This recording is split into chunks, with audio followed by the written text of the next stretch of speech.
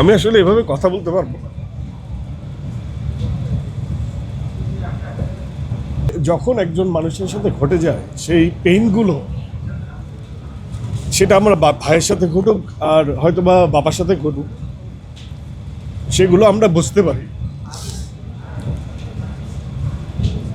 আমি আসলে এভাবে কথা বলতে পারবো না।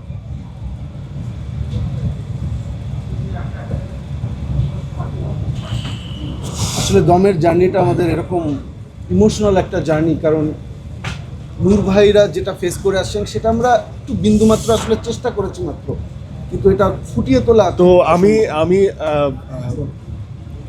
যেটা বলি যে আমি আসলে সবসময় না, আমার এই জন্য না এই রিয়েল চরিত্র থেকে অনেক কিছু আমার নিতে হয়।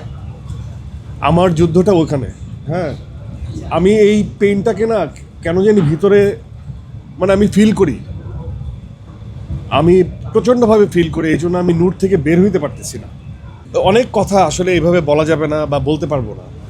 এই যেমন নূর ভাইয়ের সাথে আমার যখন দেখা হয়েছে তখন সে আমাকে অকপটে বলছে, ভাই আমি কিন্তু বলছি ভাই আপনাকে আমি পছন্দ করি।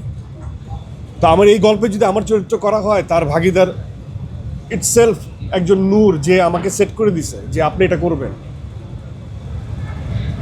সে ওই আস্থাটা আমার উপর রাখছে।